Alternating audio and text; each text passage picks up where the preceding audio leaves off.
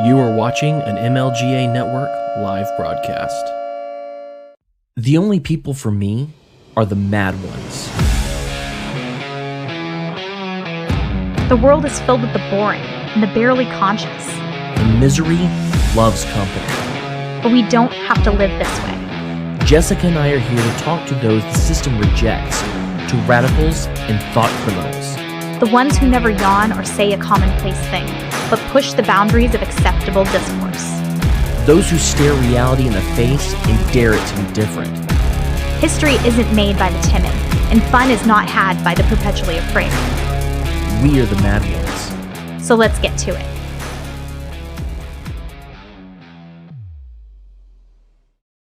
Welcome to the Mad Ones. I'm your middlingly techie, lover of freedom, and basher of the bad guys host, Cam Harless. And with me, as always, is your almost a Luddite, but can cook and garden you under the table hostess, Miss Jessica Green. How you doing, Jessica? How do you do? I'm well. Thank you for asking. I like to make sure that you're okay, and that I want everyone to know that this is not a hostage situation. No. It's not. And I'm Blink definitely twice. not being pressured to say that it's not a hostage situation. We have a very special guest for you today. Also, we are live streaming to Odysee for the first time ever, because this guest, I emailed him the link to StreamYard and he said, "Hey, can you live stream on Odysee?" And I was like, I didn't know I could do that yet. Yes. So we're live streaming there. We're live streaming on Rockfin and YouTube. If you like us, you can find us. But before we bring him on, we should say a special thank you to our guests, not our guests, our benefactors, our sponsors, the people who make this worthwhile. Zen Pro Audio, if you want a microphone. Burgett Dev Services, if you want some software solutions, custom ones done. Lorenzotti Coffee, with promo code The Mad Ones, if you want some delicious Italian beans in your mouth. And finally, the best 60-second podcast of all time, OPSEC Drip with Pilar Petrie. And with that, go ahead. I was going to say, I love beans? Italian beans in my mouth. That's great. They're nice. Lovely. Go ahead. Wonderful thing. But with that, we're going to bring in our guest. And joining us tonight is the man who is on the forefront of the technological revolution, a man whose work attacks crony corporatist censorship and the bad guys behind the desks in Washington, D.C., a man who is proving how obsolete the state really is day in and day out by doing rather than just talking. A hero in the fight for freedom of speech and information, the founder of LBRY and Odysee, Mr. Jeremy Kauffman. Thank you. It is great to be here. That was a wonderful introduction. That's all I want to hear. No, and truthfully, he has been so excited about being able to stream on Odysee. Like, that's been something we've wanted to do for a long time. So we're really happy about that. Yeah, we're so glad to have you. It's definitely the future, right? What we're doing, I think we're the only one that can credibly say we're going to succeed what came before. A lot of these other ones, they're trying to clone YouTube. We've built something genuinely different that they genuinely can't, kind of copy back. And so, if anyone's watching this and they're not watching it on Odysee, I would love if you hopped over, but do you, and I'm happy to talk to you about what we're doing and everything that's going on. Earn some LBC while you're watching this, man. I mean, that's right. Well, I mean, and maybe that's a good place to start. Like, what is Odysee and what is LBRY for people who might not know? Definitely. Right. It's definitely a good place to start because, one, I mentioned that you're fighting the bad guys in Washington, specifically the SEC right now. And I was reading your tweets the other day, and you had said that in order to get the information that they so-called needed about Odysee, LBRY, all of that, you had to manually print out your website and send it to them because they couldn't look on GitHub that I use every day in order to see what's going on the website. That's right. So there's a lot of layers to that, and I'll talk about why my company is being pursued by the SEC. My opinion is it's both because The SEC is trying to suppress the cryptocurrency industry generally. Mhm. And also, if you're a regulator type, you really don't like what we've been building at LBRY, which is spelled LBRY, because it's really, it makes it very hard to control the ability for people to exchange information with one another, right? We like to say that LBRY does to publishing what Bitcoin does to money. And so LBRY is this open source protocol that does all these things. I can get super nerdy about what LBRY does and is because I'm a big nerd myself. But for people who don't want to hear all the nerdy stuff, and I don't think we're going to necessarily get into all the nerdy stuff, Odysee, ODYSEE.com is the easiest way to use it. And Odysee, you can use, most people who use it don't even realize they're interacting with this open source decentralized blockchain protocol. They're just like, Right. this is, this is a better version of YouTube. This is like YouTube 5 or 10 years ago before YouTube became super corporate. And Right. so you don't have to understand all the details. Go to Odysee, just have a good time. But if you are a techie type, if you are into the blockchain stuff, if you're into cryptocurrency, there's a very interesting technology behind it called LBRY. LBRY is being sued by the SEC. And yes, as part of the SEC's suit, and now the SEC has explicitly said to us, they just want to run up our costs, right? Like they know that they're just trying to screw with us. And one of the ways that they tried to screw with us, they said, give us every copy of your website. Well, I said, well, our website is a GitHub repository. Literally everything goes into the GitHub repository. It's not just the code, the text, right? So the blog posts are GitHub commits. Everything is a Git commit. Everything is in Git. So we said, okay, every version of the website, that's like 5,000 something versions or whatever the number is. There's a Git repo, you can literally see every copy of the website. They said, we can't deal with that. We said, do you want us to print out every iteration? They said we had to deliver it in print. And then, so they did say they didn't want all 5,000 versions because, every typo is a new commit. Right. So they did have us print out at some time interval. I don't remember what it was, 2 weeks or a month. So we had to write code to generate the website at certain time intervals and then print out every copy of it. And then we mailed all those to the SEC. We've sent the SEC around 1 million pages of paper. Wow. Yeah. Oh yeah. Well, I mean, this is what they're trying to do. They're trying to run up our costs. I mean, I've spent more than $1 million dealing with them. Yeah. Well, Wow. and I was watching a video earlier today just to kind of re-understand what's going on. Like, hey, I want to, clear up my dome. And the girl had said something about how the SEC would only communicate with you via phone call and nothing in writing. And I'm sitting there and I'm like, wow, these really are like landline people that are trying to regulate technology in like a post cell phone world. Yeah, but I think it's a mistake to think that they're dumb. They're not dumb. Like the guy who's going after us, he's a Harvard educated lawyer. He's not an idiot. I mean, he's not good at technology, but people can be smart and not good at technology, right? Like this guy is good at politics. He has a political agenda. And he's done a good job, wasting my company's time and money, right? So, and that, again, that's their ultimate goal. That's what they say. You get on the phone with, and yes, it is. I mean, like I was not the most pro-government guy, like at any point in the last decade, but I am that kind of person who believes that like my sister works for the government. She works for the General Services Administration. Like, she believes she's doing a good thing. She's helping the government run more efficiently, right? And it's like, I do think not all, but a lot of people in government are there because like they believe in government. They want to do a good job. There's some who are lazy or bad or whatever. But it's not all of them. I mean, this guy, I think, is not in that trying to do good category. I think he's highly political, and he's kind of set his targets on us because what we do is, I mean, it is pretty revolutionary. And so if you have that mindset of the government needs to control everything, what we've built is pretty scary. Yeah. Mhm. And I love that. It's fairly prominent like libertarian podcaster personality had actually come to me and my business partner Ryan and was like, hey, we were kicked off of WordPress, we were kicked off of this, we were kicked off of that, you know, we want our website back, we want to be able to post again. What do you want to do? And Ryan, of course, and we were like, let's make her uncancelable. And so like the first step in uncancelable was LBRY. Yeah.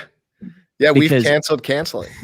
I love that. That is, and that's why I've been so excited about the possibility of going live on Odysee and been looking for it and somehow missed it completely. Like a Luddite. It's very new. It's very new. Like your ability to go live, it was like probably in the last month that you could do it. So like don't feel like it was Cool. it was something. Yeah, it's very new. Yeah. I'm just glad to be here because, you know, we're not like saying anything that's going to get us removed from YouTube. Like we're smart, we're not stupid, and we're not racist, and we're not horrible people. But it's nice to know that if we push back against the government and the YouTube and Susan doesn't like that, I don't have to worry about Susan anymore. Yeah, well, it's not just about like edgy stuff and stuff at the fringes. I mean, I think maybe not even 1% of stuff that's on LBRY is probably in that category. It's Right. Mhm. in the same way that like in the same appeal of Bitcoin, it's like, you know, well, do you want to own your identity online or do you want someone else to end it? Do you want the rules to change on you without your permission, or do you want to have a say in how the rules change? Like it's a genuinely more, you know, egalitarian, you know, giving people more of a voice and a more say in terms of how the whole system works. Like our competitive advantage is that we've handcuffed ourselves, right? It's that we literally can't do the things that the big tech companies have done. That's appealing to a really wide range of people. It's not just the controversial people or the libertarians. I mean, you're going to find so much stuff on Odysee that, you know, that's just like, you know, enjoyable content. It's more like, I mean, YouTube's become so crazy. Like it's not just the stuff that they delete. Like they explicitly have this like pro corporate bias, pro mainstream bias, where they're like really trying to enforce the status quo.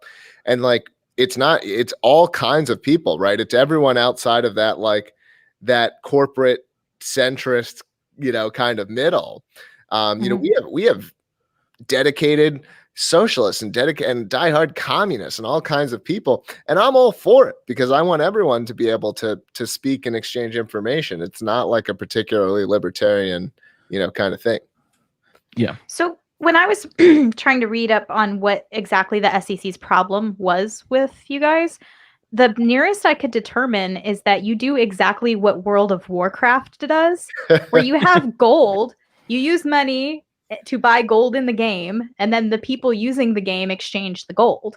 And then I the don't people see who make WoW use the money sent to buy that gold in order to make WoW better and to pay their employees. you build up your characters that way. People sell their characters. So I mean, as far as I could tell as a gamer, I'm like, this has existed for a while in a different form. Look, I think you're absolutely correct. I think under the standard being advanced in this case, it's not just a cryptocurrency. And I mean like literally all cryptocurrency. Maybe Bitcoin gets by. I don't even think Ethereum gets by, right? Like, because the core thing that they're saying here is, and by the way, we have a website with all the details. You can read the full legal complaint. We're an extremely transparent company.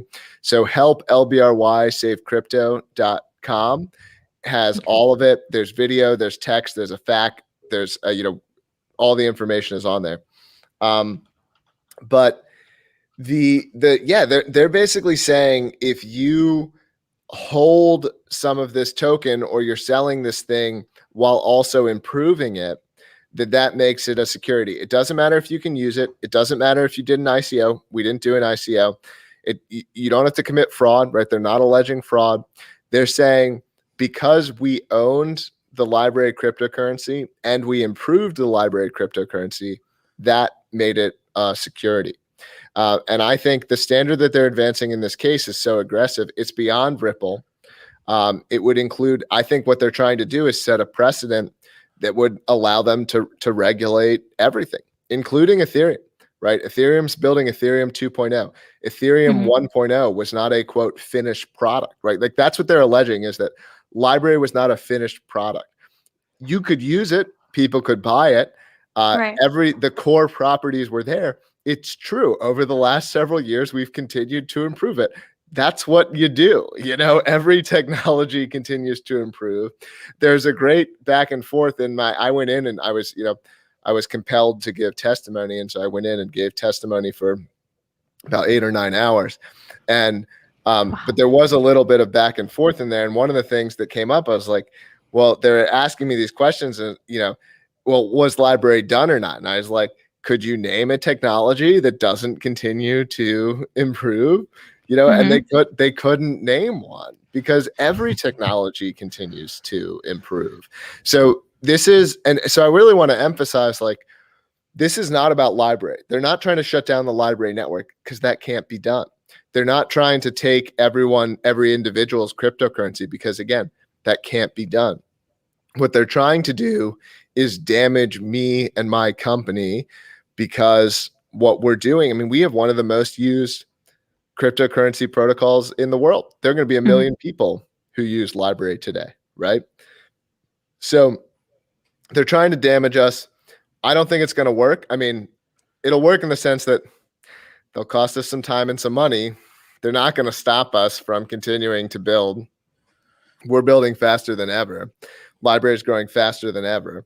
So, I mean, it's more about, like, there's a dangerous precedent that would be set here that would really damage the cryptocurrency industry in the United States, right?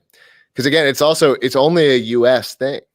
And so it's like, do we want the US to be at the forefront of the cryptocurrency industry? Or do we want the US to be this, like, backward nation where almost all cryptocurrencies are illegal?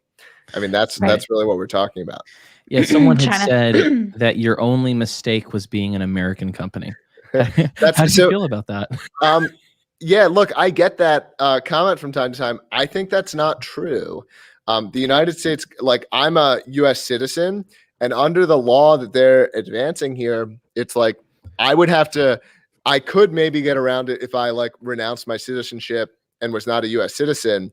It doesn't matter where the company is located. It's the fact that, like you could have 3 companies doing this.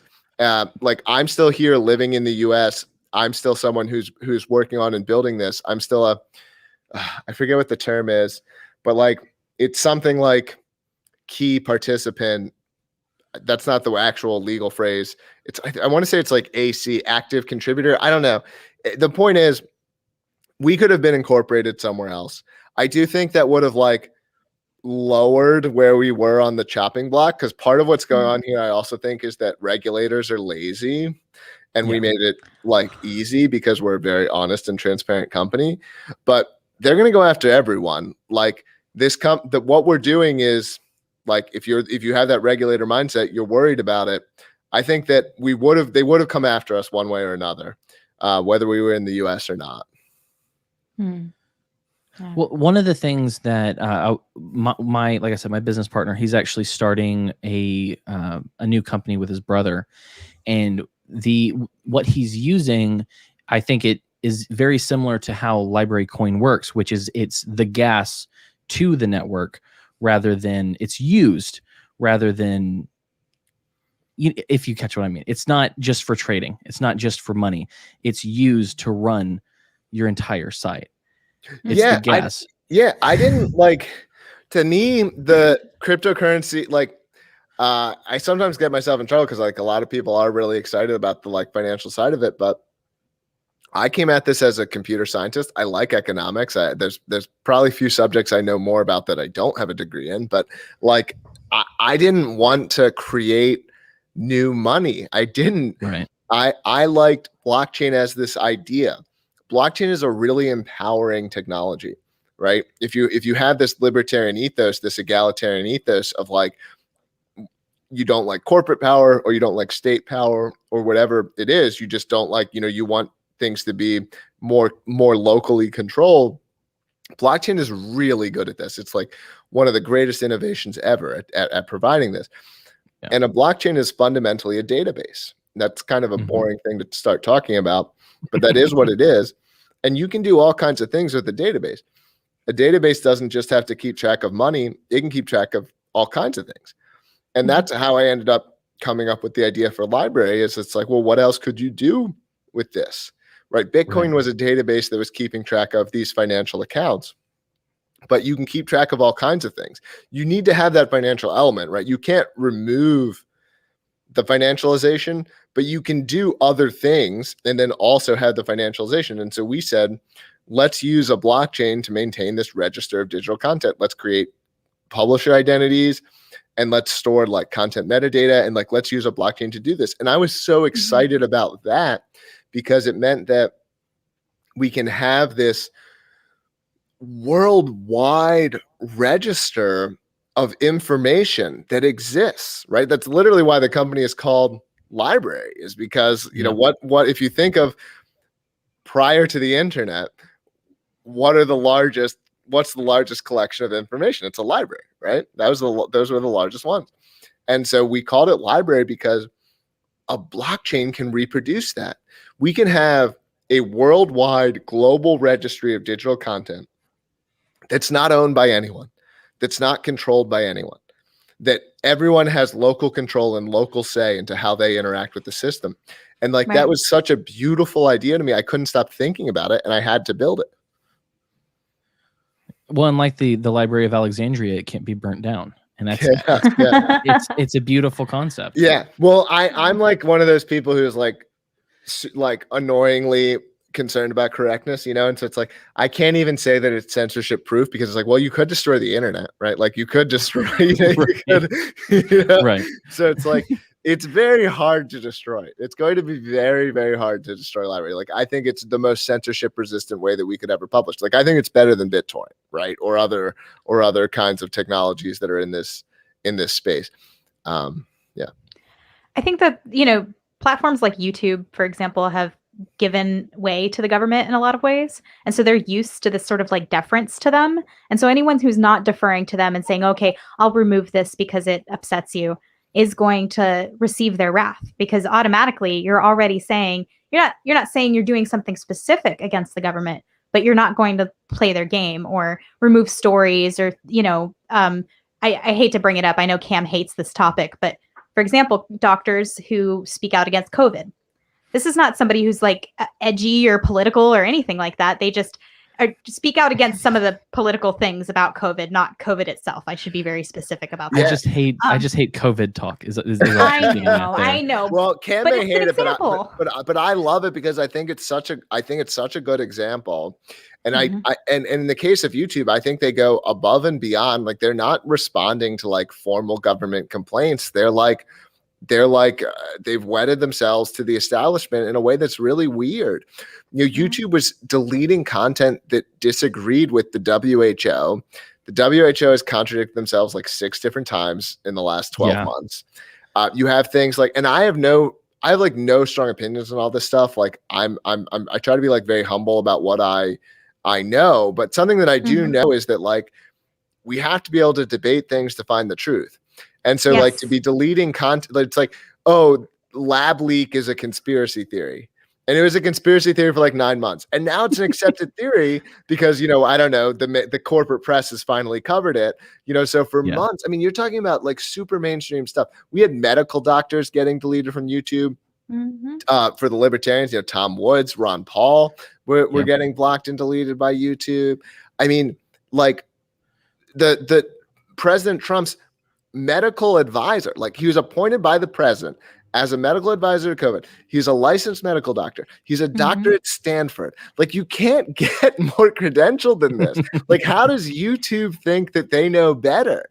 Like, they're serving interests. They're not, it's, this was not like crazy fringe stuff. And look, my opinion is like, basically let it all go. But like, in some of the stuff that YouTube was deleting in the last year, it was not just stuff at the like the far fringes. It was stuff like, you know, in the 30-40%, like questioning things that if you believe in science, like ought to be questionable.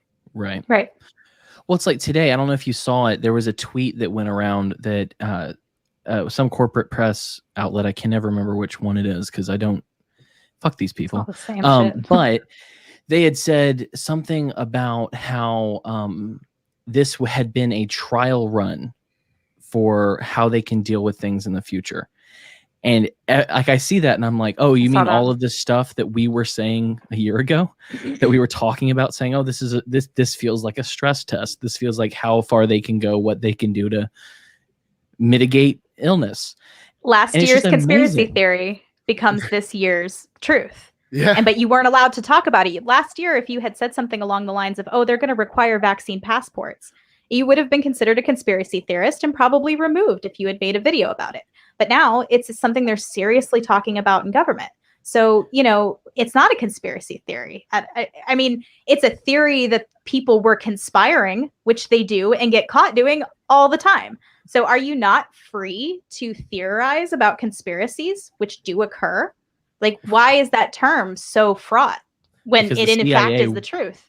Because the CIA wanted it to be seen that way. Yeah. Right. Well, I mean, beyond that, I mean, I agree with everything that you guys are saying. Like, if you have a conspiracy theory that serves establishment interests, then like they're happy to, right? They're happy to embrace it, right?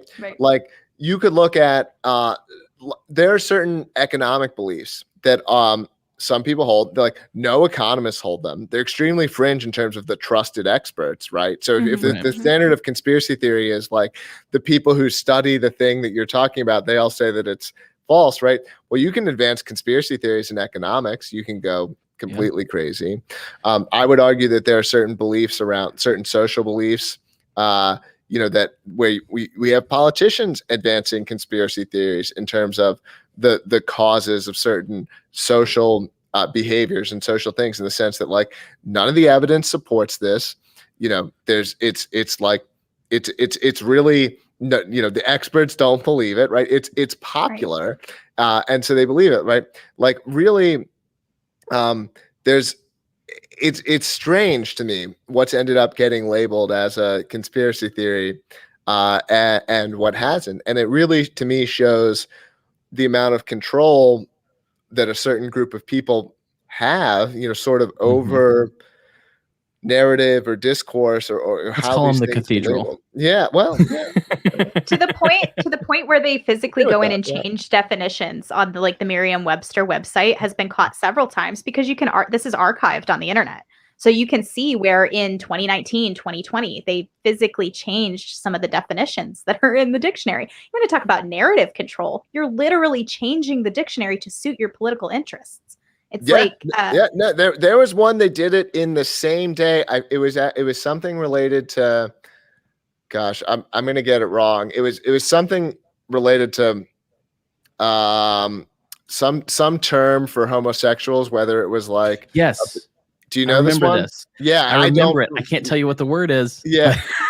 Yeah, and I'm not you trying probably to shouldn't say what the word is. Well, no, it's not. No, it was like no one thought this word was like had this negative connotation, and it was like a member of the political establishment said that had a negative connotation, and dictionary.com updated the same day, like within hours, and like, okay, you can't say that word anymore. Wow.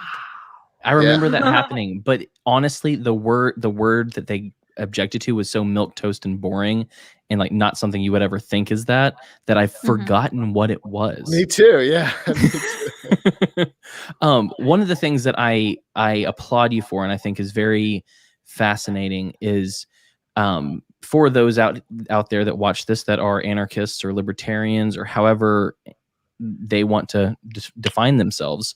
You have decided, instead of just talking, you're living this. You know, you are doing. And so you created LBRY, you created Odysee, you're a part of the Free State Project. Like, you have decided to live this life rather than just, you know, be on Twitter and scream.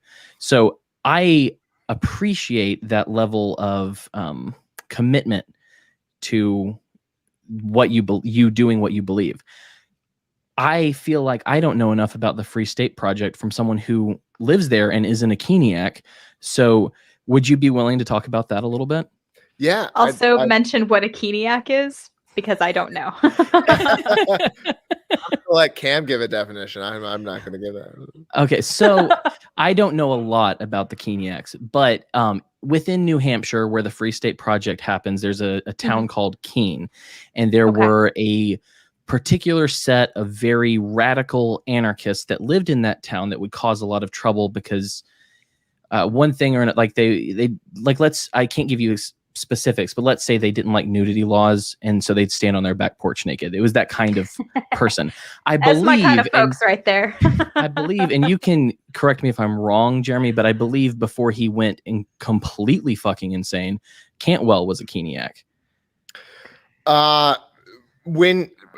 So maybe like 10 years ago when he was like a long time ago. Yeah, he did start more libertarian before he went, kind of full crying Nazi, alt-right racist. Like I don't think the Keeniacs were welcoming him, for some time. But yeah, well, so let me be clear though, as we kind of pivot, like I do have political beliefs. Like I try very hard to not let, everyone has political beliefs.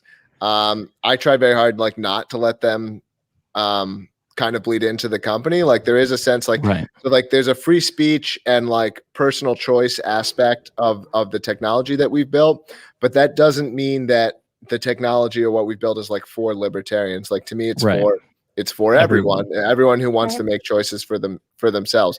And I'm like an enthusiastic supporter of the communists or the authoritarians or anyone, anyone who wants to use it. But I am personally more speech. Yeah. Well, politically, I'm pretty to extremely libertarian. I moved to New Hampshire as part of the Free State Project. I'm on the board of the Free State Project.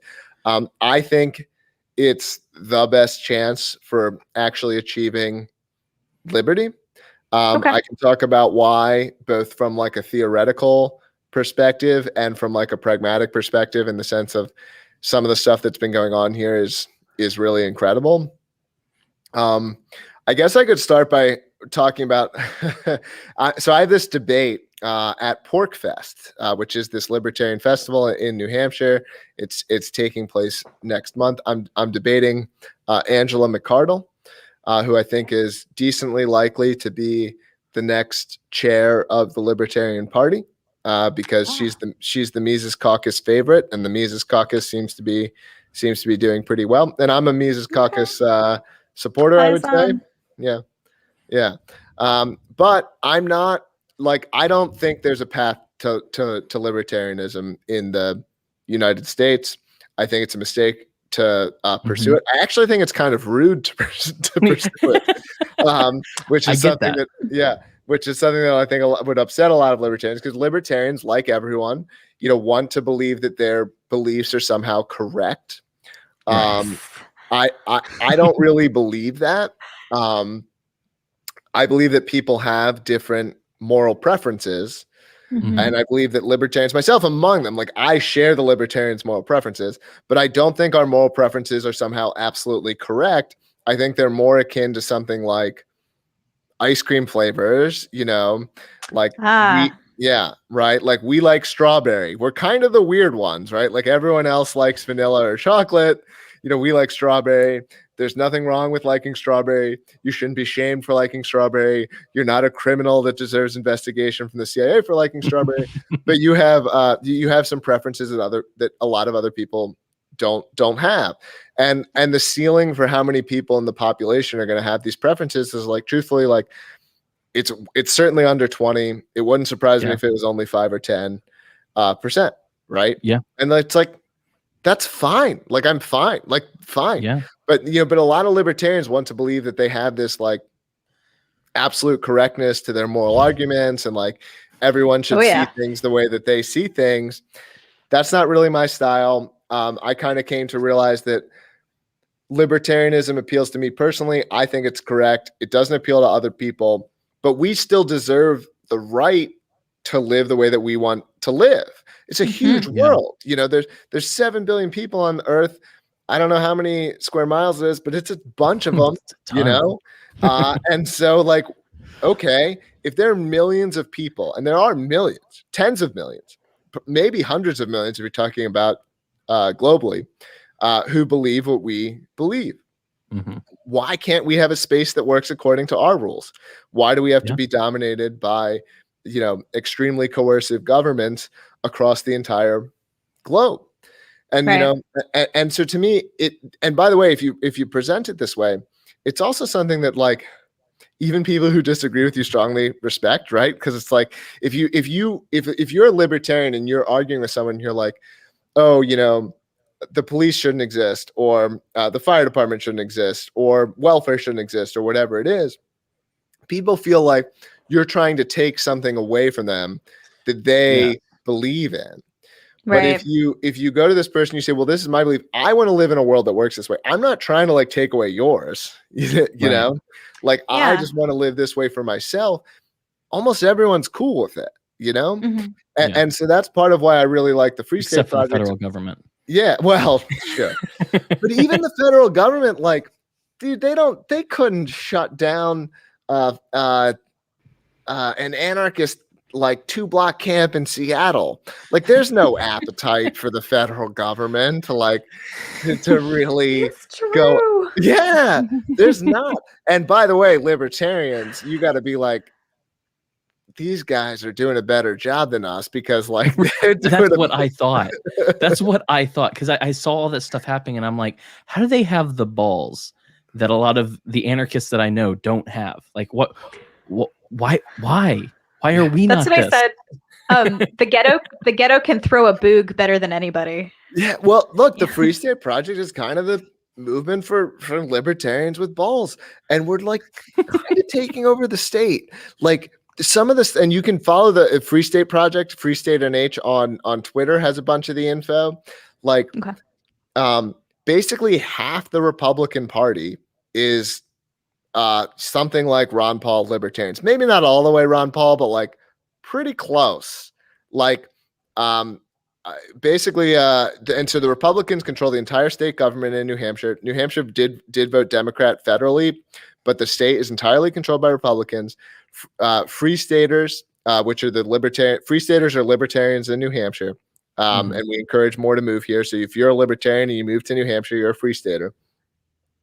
About 40 elected representatives moved here as part of the Free State Project.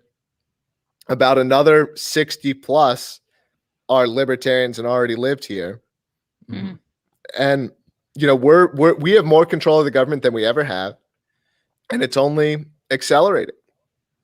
Would I have to hang out with Nicholas Sarwark, though, is the question. No, you I do don't not. wanna. Like, and if you, you know, and if you, Nicholas Sarwark's, you know, impotency here is on public display. He regularly publicly rails against the Free State Project for not listening to him. So look, I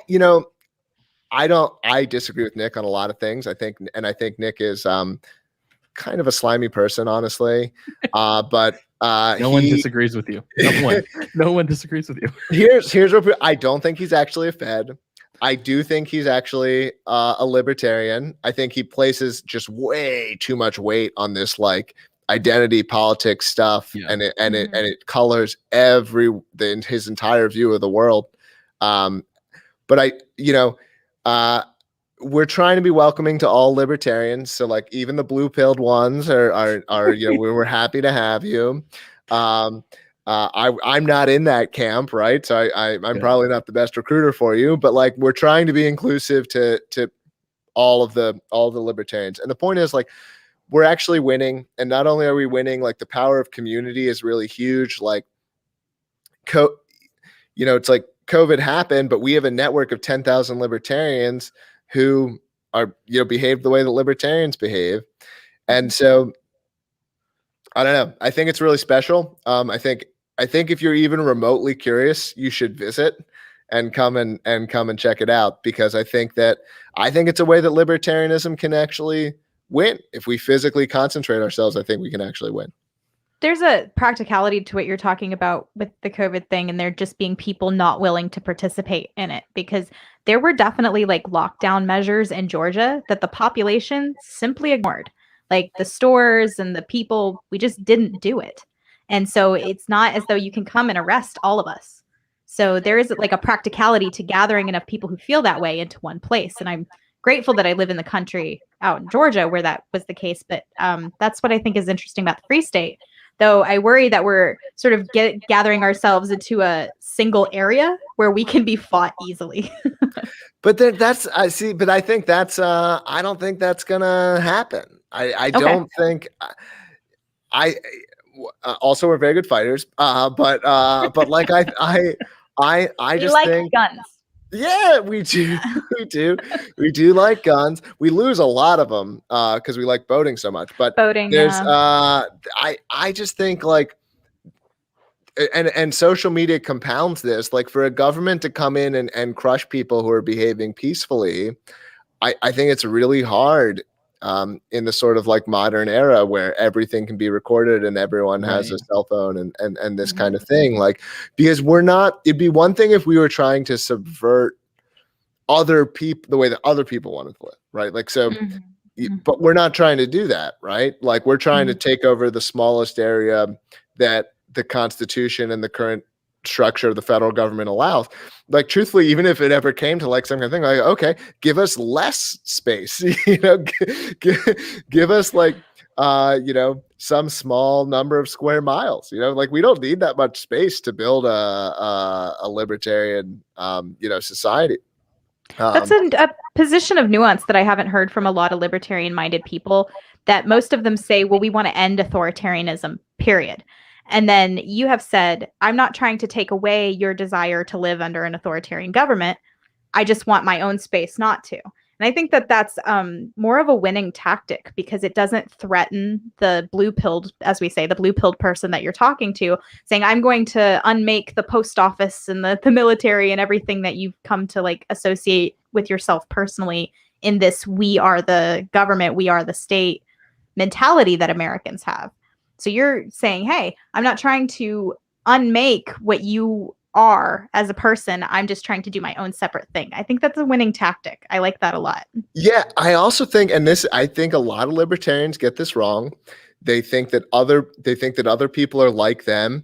They think that they have these arguments that are somehow objectively correct. And so they say things like, all rights for all people, or I'm not going to stop till everyone is free. And it's like, that's actually another form of dominance and dominating others that is no different than what the statists do. It's no different. Like you need to recognize that. And I'm not saying that we don't have a lot in common. Like I have a lot in common. Like no one likes murder, like, and there are TV shows we have in common, all kinds of things. Like we still have plenty in common. I'm not trying to say these people are like people who aren't libertarians are like somehow aliens from us, but we have some fundamentally different moral views. These are not logically derived. Our morals are not logically derived. Like you're not going to argue people into sharing your views. It's important. One of the reasons I'm like a Mises Caucus supporter is like what is important is that there are people who have these moral intuitions who need to get exposed to these ideas. And that's why we need to have these like unequivocally libertarian voices, because for that 5, 10, 15% who does really sympathize with these perspectives, like they need to hear them, right? And like the Libertarian Party helped me become more libertarian when I was a teenager into my early 20s, because like I was like, oh my God, this is really interesting. Like we don't need to be, fighting a war in Iraq. Like, we don't need to be doing these things. And it jived with my sympathies. But as I got older and arguably wiser, debatable, I came to realize that like there are some fundamental differences, that these aren't like when I was younger, I thought that they were like objectively correct, that other people should see the world the way that I do. And as I got older, I came to see that like, no, some of this is like a fundamental difference of perspective, and other people aren't going to see the world the way that I do. Honestly, I feel like I'm one of those people who feels that, oh, okay, these are objectively correct ideas. Like freedom must be objectively correct. So you're actually currently giving me that different perspective. And hopefully I can be more effective in sharing libertarian ideas if I'm not threatening to take away what people hold so dear. I think that's phenomenal. Thank you. Thank you. Well, it's funny because I was having this discussion with another libertarian here who I respect quite a bit, and we were talking about how we had gone through the same thing and this same kind of realization, and we took it completely differently. Like he was saying, well, this is really hard for me because like I thought like it made me feel like an alien compared to other people, and so on, and like and so maybe it is that way because for me it was like. I was like, oh my God, it all makes sense. Cause like I couldn't understand it like for a long time. I was like, well, why don't other people like see the world the way that I do? I'm like, these are really good arguments. These are really good, whatever, you know? Yeah. And so, but to understand that like people actually like understanding that like our logic sits on top of our values. Our values are not for the most part logically derived. Occasionally logic can override our values. I'm not saying that's impossible, but like our values are actually lower than our logic. This is kind of like Hume or Jonathan Haidt is kind of a modern speaker of these ideas. But our logic sits on top of our values. You can't really logically get your values to change. When we're talking about people that are actually kids and children, maybe we can indoctrinate them to have different values, but like really by the time that you're an adult, you know, your values they're not that flexible. You know, and so some people may not realize that they have certain values because they hadn't, you know, they hadn't been exposed to this idea, and all of a sudden it clicks with them. Oh, I do have that value, but a lot of people aren't going to have them. And so things like, I mean, examples of things like, how much do you respect authority? A lot of people treat respect for authority as something that is like actually innately good. Yeah. I doubt anyone here feels that way, right? Depends on the authority. Yeah. Or other things like how much value, you know, there are trade-offs, and COVID is a good example, like where it's like a lot of most people loved it, right? Like most people like wanted the government to do more. To me, but you're right. Yeah. Right. And so it's like to think that like to me, like I'm experiencing, I'm like, this is the most offensive thing that's ever happened to me, right? Like it's repulsive to see it happen. Yeah. That's not how most people subjectively experienced it. And it's like, you're not going to like logic them into experiencing that differently. I just don't think you're going to. Well, actually, I agree. Go ahead. I was just say I definitely agree with that assessment of it's kind of forcing our ideas and values on people who don't want it. That's something that I've argued. I don't say not really argue, but I've talked about in the past because I don't really argue anymore. I don't see the fucking point. That's like, very enlightened. That's a very enlightened position. Yeah. Why would I do that? If there's someone worth arguing with, I just troll them instead and have fun with it. But that's a question that I've asked, and so that's been one of my primary issues with the concept of the LP, is this grand structure that's going to impose freedom on everyone. It just does not line up with me logically or values wise, and so I'm just like, I don't know if I can do that, because I fall more within the agorist camp of I want to take care of myself, I want to take care of my family, I want to grow, and I want to live as an example more than try to force people into my way of thinking. So I appreciate what you're saying a lot. Same.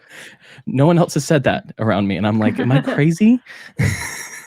Well, think of the LP as like, I'm like, I rejoined the LP. I hadn't been in the LP for some time. Well, no, I guess I was like technically a member, but like I hadn't really been voting LP because of this. Like I didn't really think like the LP could kind of win.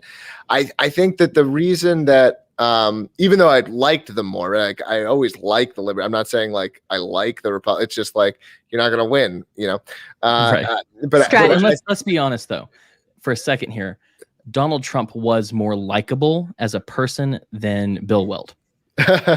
Yeah. 100%. Yeah, look, I don't think Donald Trump was a particularly libertarian president from a policy perspective. But it was so fucking funny. Yeah, no, well, I completely agree that he was funny.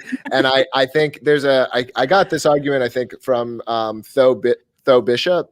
Love that like Trump did more, and this isn't necessarily on the libertarian axis, but Trump did more to like get people to realize how much the like corporate press and the mainstream media is lying to them all of the time. And so I give Trump a lot of credit for that, even though I don't think his policies were particularly libertarian. Although he gutted he gutted the legitimacy of the corporate press and the government all in one fell swoop. So even if he was doing it accidentally as a bull in a china shop, the effect of what he did is amazing. I could talk about Trump for some time because he's very interesting. Because like look at Trump on COVID. Like to me his instincts were very good, but somehow he wasn't able to follow them, and instead, like, because his instincts are correct so often in terms of politics, in terms of understanding that, like, you know, what the polls say today is not what the polls are going to say, you know, months from now. I think a lot of politicians kind of like naively chase the polls. You could look at like support for Black Lives Matter, which I'm not even going to give an opinion on, but like it's actually below where it was pre George Floyd, at least for white people and some other demographics, right?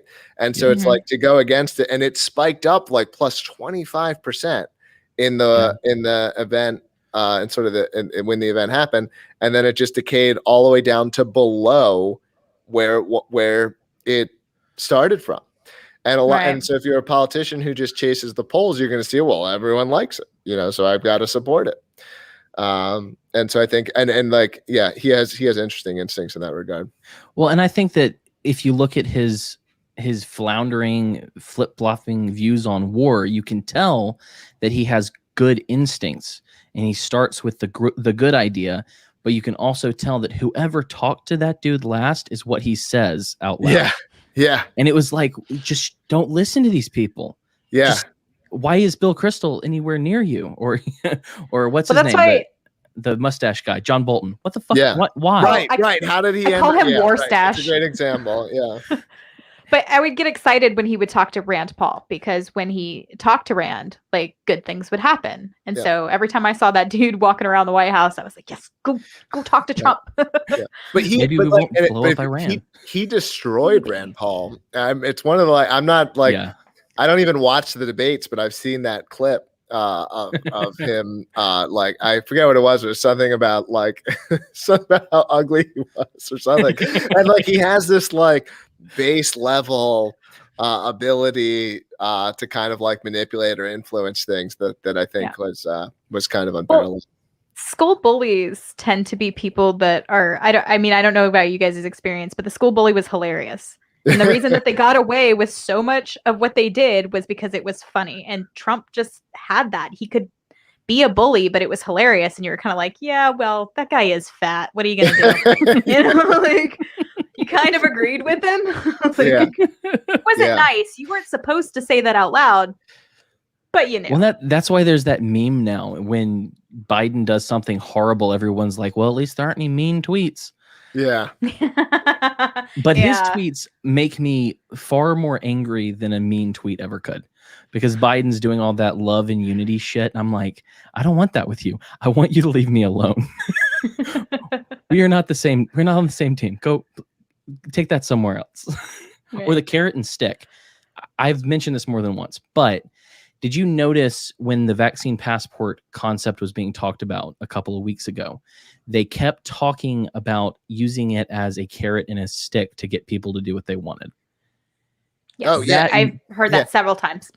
No, and that's another thing that if you have that libertarian ethos that rubs you completely the wrong way, where it's clear that like they've believed that certain outcomes are good, and then they've attempted to manipulate people to produce them. I mean, you could look at like the way that they switched on masks no evidence, no new evidence, right? It was about shifts in perception, and the vaccine passport stuff was the same thing. Like they want as many people to get vaccinated as possible, and you can actually make, I think, a pretty good argument that that's beneficial. That may be an unpopular argument here, but I think there is an argument for that. But I even if you think that that's true, to me, that like the idea that they're going to attempt to like manipulate people into it happening, I find very disgusting regardless. Well, and it's, for me, that was probably one of the more offensive things that I heard, because when you're talking about a carrot and a stick, you're talking about how to lead your donkey. Yeah. I'm not your fucking jackass, dude. I'm not your pet. I'm not your animal. And so it's the anarchist in me going, say it again. Well, I saw an article that said vaccines are 100% safe for 12 to 16-year-olds. And I thought, God, you're not even going to give us that 0.0001 to cover your ass? 100%? I mean, you just don't even sound honest at that point. Well, all right. If only to be provocative, I think it isn't. I think libertarians, like I'm very, I want to make decisions for myself. I hate the idea of other people making decisions for me. It's extremely repulsive. I'm like, whatever that spectrum is, I'm like all the way. Like I've had trouble my whole life. I don't want other people to make decisions for me. But I'm kind of smart. I think I'm pretty smart. Like a lot of people aren't, for whatever reason. It's a whole discussion as to why, but I think it's true that most a lot of people aren't people. Yeah. Well, okay, but now like we have to live in a society with them, right? And so we have to consider like the policy outcomes on everyone, right? Like not everyone's going to be like us, who's going to pick things up and look at them and reason about them and so on. And I'm not trying to say therefore X, like I don't have a second step to this argument. I just think that it's like something that you do need to think about, because this idea that like another way I've heard it put is that like open-mindedness is only useful if you're intelligent, right? Being open-minded and dumb is kind of maladaptive, right? Like, because then if I'm open-minded and dumb, then anyone can convince me of anything. You only open your mind so you can shut it again on something else. Like there's a reason you open it. It's not just like, oh, hey, I'll take everything. But most people don't do that when they're open-minded. Carl Sagan said, don't be so open-minded that your brain falls out. And I like that a lot. Yeah. But it's like, all right, I think you guys are all, you're smart people. Like if any one of us was in a position of arguing even something we don't believe with someone with an IQ of like 85, like we could argue the exact opposite of what we believe. And if that person was, right, and you could persuade that person, assuming they're open-minded, right? And so it's like you have to kind of be more like it's rational to trust authority and to do some of these other things, like sort of like the less intelligent that you are. You don't want people to be extremely open-minded that can't handle it. Well, not to mention that, the minds of most people in this country are formed by the government through public schooling. Yeah. So it's not like they're not primed against our way of thinking already. So we live in a fun time. Speaking of that fun time, we do like to ask all of our guests for their white pill, something that our guests can, or not. Well, I heard someone call their audience their guests not that long ago, and I was like, that's going to get real confusing if I do that. But that our audience, if they hear it, they can take that to heart or see some form of silver lining to what's going on. A little hope white pill microdose. Is there anything right now that is a white pill for you? Yes, but we kind of covered them. Like I have two giant white pills in my life, and they're the company and the technology that I'm building and the Free State Project. Like, nice. I mean, honestly, in terms of like politics, it's the Free State Project. Like, I think the Free State Project is the biggest white pill.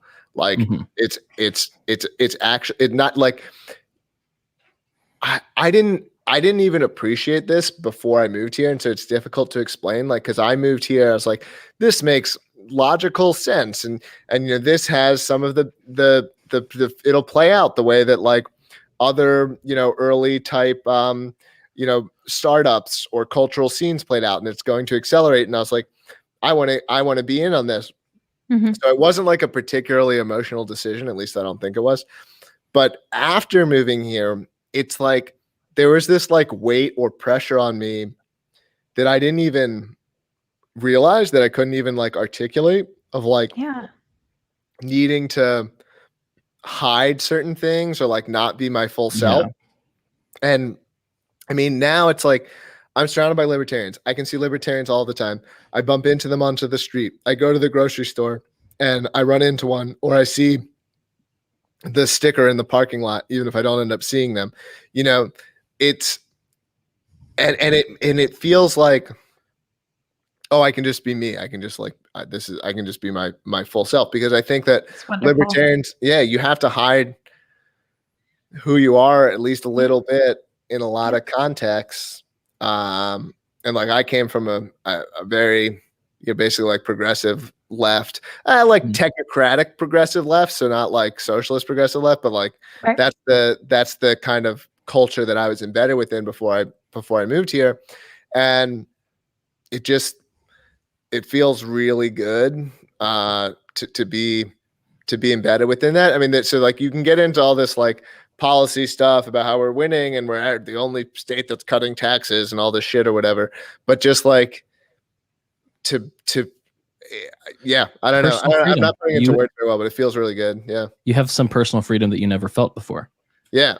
Yeah. Well, it's not even freedom, like, because I mean, I maybe had the freedom, but it's like, I don't know. It's like there's just this pressure on. It's not even a pressure. It's just like you're always running this loop in your mind, maybe not even consciously, like understanding like how you have to communicate and how you have to speak, and like hedging things in a way or whatever. Yes. I'm not saying that you're lying or anything like that, but like you know, it's you understand the climate that you're within and you're speaking differently. And so it should just be this in this place where it's like, these things that like you knew that like 5%, 10% of people around you believed them, and now it's like you're surrounded by people that believe them, and it feels very freeing. Yeah. I have so much respect for people who actually engage in developing alternative markets, because you hear every libertarian on social media say, well, alternative markets solve this. But, for every 1,000 of those, there might be one guy who's actually trying to create an alternative market. Alternative market. I can talk. So that is something I genuinely appreciate about you, is that you're not just making one, like you're actively trying to create an environment, an alternative environment for people like me. So yeah, you've given me a lot to think about today. Yeah, I hope you guys, no pressure. I'm not going to make you like say anything while we're on the camera or anything. But if you haven't come up here, it really merits a visit. Okay. We have, we can kind of give you the insider tour. This is something that we're trying to work on as an organization, because a lot of people are like, oh, I'll come check out New Hampshire, and they like just come up and they don't talk to us. Like there's all kinds of like secret shit going on, that's like you gotta kind of like get plugged in. You gotta message someone. Anyone's welcome to message me. The organization, you can also go through the organization, and we actually literally have like a web form you can fill out, and we'll help you get plugged in. But I think only like 1 out of 3 people that visit actually fill out the web form. Libertarians, right? So we're trying to, that's one of our actual like organizational focuses, like, okay, how do we get more people to visit to actually like come through us? Because like there's a lot of stuff going on that's not necessarily public, right. and we can also match people, with kind of their type. Like, look, hey, a DC libertarian comes up here that works at Cato. Hey, did you know Nick Sarwark's up here? We gotta. What a draw! Hey, look. There's I don't like Nick. I don't like the way that Nick behaves publicly. I actually think he's a better person privately than the way that he behaves publicly on social media. Most of us are, to be fair. Yeah. So I don't mean to say that I don't like him. I actually think I'm so much worse at home. Everyone's gonna not like me now, but I do think that I like Nick. I think there's this phenomenon I'm not a fan of Freud, but Freud did come up with this phenomenon. He called it the narcissism of small differences.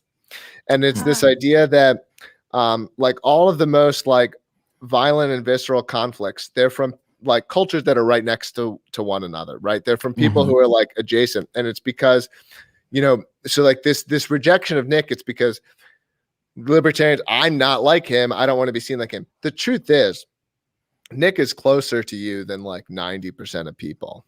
That's the truth, right? Like that can make you feel uncomfortable. I know. Right? God. And so that's the truth.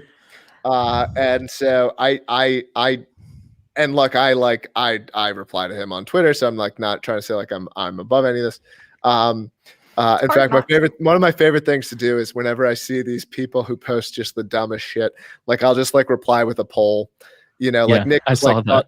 Yeah, you see, yeah. Like Nick was talking shit about like Ashley Babbitt. I'm just like, who's more libertarian, you know, Ashley Babbitt or Nick Sarwark? And like, I saw that. Yeah. And Ashley Babbitt won like 93% to 7%, you know, like, and so I'm not trying to say like I'm above, you know, being in the fray a little bit. But I do think even when I do that, like Nick he's not John Bolton. He's not AOC. He's not whoever it is that's like diametrically opposed to you. He's closer to you than most people.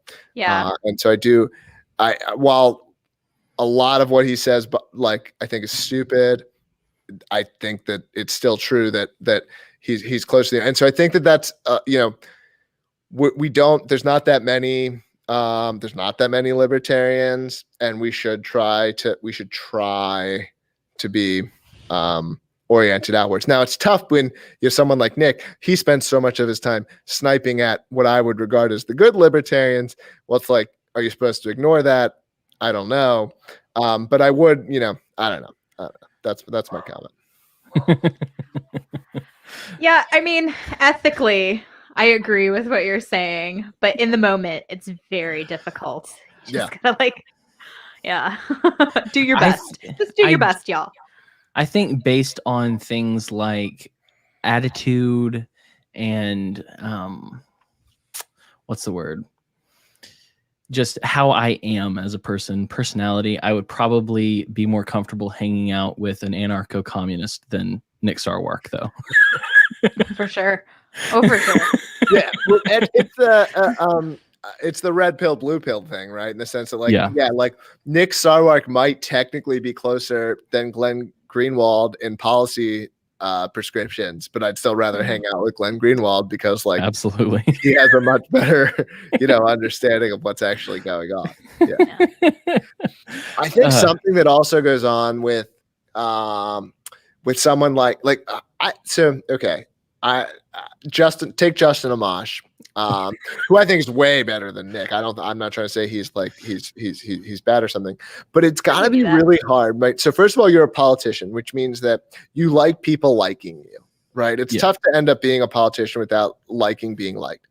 And then if you're Justin Amash, basically it's like anytime he says shit about the Republicans, it's like 10,000 likes, right? And then you're like, Hayek had some good ideas, and it's like 300 likes, you know, like it's a tough set of incentives, even if you're like a diehard and you get it, because there's this complex that you're within that's like really rewarding you, right? Yes. Like Justin Amash got so rewarded, not by the Republican Party, but by people at large for attacking Trump, you know, for sort of turning on the Republicans. And if you're one of those people, and Justin and Nick are both these types of people where it's like they're very, you know, attracted to other people liking and being interested in what they're saying. Mm-hmm. And so they face a really tough set of incentives because the engagement they can get for sharing the like diehard libertarian idea is never going to match what they can get for being the libertarian that's criticizing you know, others. So true. Yeah. I mean, there's no denying it. As much as I don't like it, I mean, that is a solid truth, unfortunately. Well, Jeremy, I appreciate all of the things that you're doing, and I love that you are a thinker and you're thinking through these in ways that a lot of other people aren't.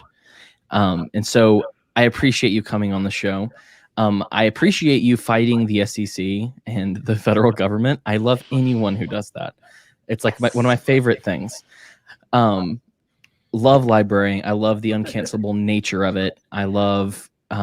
I haven't really dipped my toes in the Free State Project, so I can't say much about that. But you're a good salesman for it, so maybe I'll have to take a trip up to New Hampshire, and I'll let you buy me a beer or something.